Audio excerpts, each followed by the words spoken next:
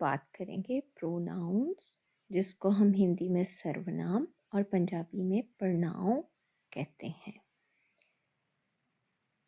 The words which are used in place of nouns are called pronouns.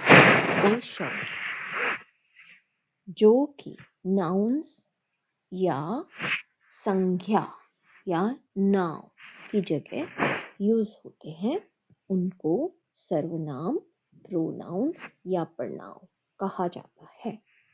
For example, Sunny found a wallet. He picked it up and gave it to Mona. She threw it into fields. यहाँ पर Sunny found a wallet. Sunny को एक wallet मिला। Sunny ने उस wallet को उठाया। ही यहाँ Sunny के लिए यूज किया गया है। Picked it up यानी कि picked the wallet up.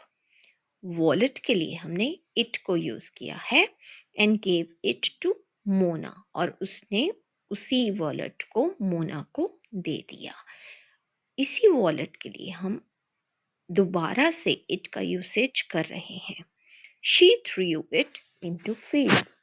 अब हमने she मोना के लिए यूज किया है और उसने मोना ने उस वॉलेट को फील्ड्स में, खेतों में फेंक दिया।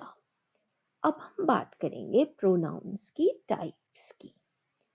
बहुत सारी टाइप्स होती हैं। Personal, possessive, reflexive, demonstrative, relative, reciprocal, indefinite, interrogative, distributive, exclamatory. So, जो सबसे कॉमन यूज होने वाले प्रोनाउंस हैं उन्हीं के बारे में डिस्कशन करेंगे। Personal pronouns.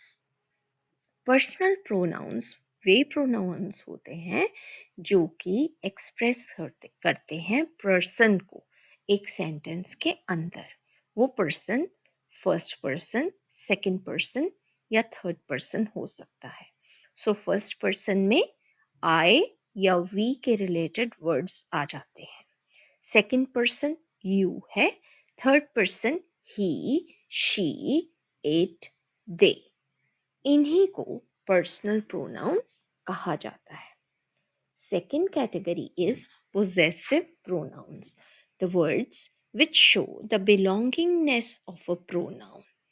यानी कि संबंध क्या है उस प्रोनाउन, वो प्रोनाउन ही शो करता है कि उस वर्ड का या उस चीज का उस पर्सन के साथ क्या संबंध है। जैसे मैं कहूँ इट इज माई बुक, यह मेरी किताब है। मेरी वर्ड जो है वो मेरा संबंध शो कर रहा है उस किताब के साथ। सो ऐसी प्रोनाउंस को पोजेसिव प्रोनाउंस भी कहते हैं। इनकी एग्जाम्पल्स हैं my, our, your, their, him, her, etcetera. Third category is reflexive pronouns. इनको ऐसे reflexive pronouns क्यों कहा जाता है? Which are called so as the action done by the subject reflects upon the subject. These are formed by adding self for singular or selves for plural to the possessive pronouns.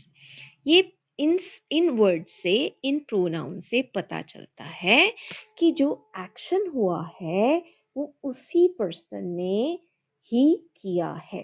जैसे I ate, I cooked the food myself, मैंने खुद से वह खाना बनाया। Self word को हम singular form में यूज करते हैं और सेल्व्स को प्लूरल फॉर्म में यूज करते हैं।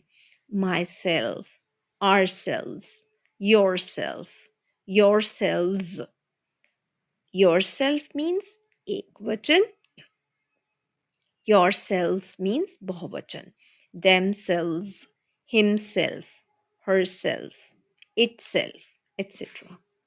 Fourth category is demonstrative pronouns, which point the object of reference.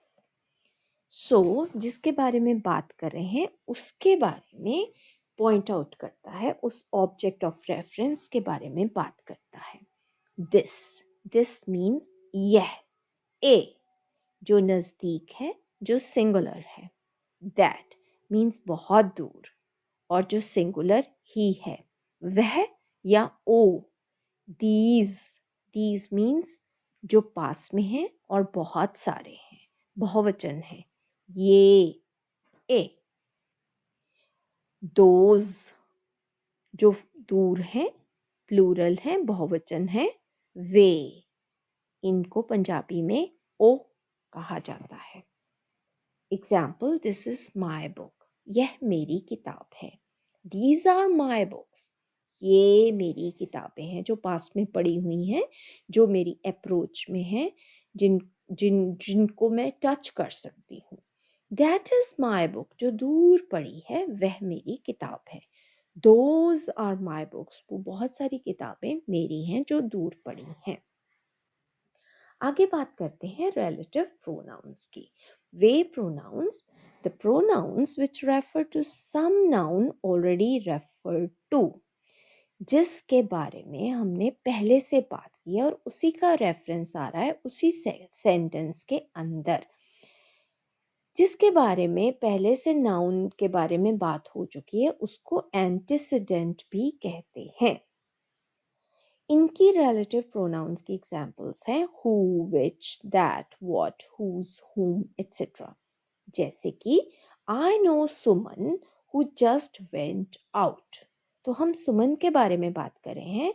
मैं सुमन को जानती हूँ जो अभी बाहर गई है। मैं सुमन को जानती हूँ, उसी सुमन के बारे में बात हो रही है जो कि बाहर गई है।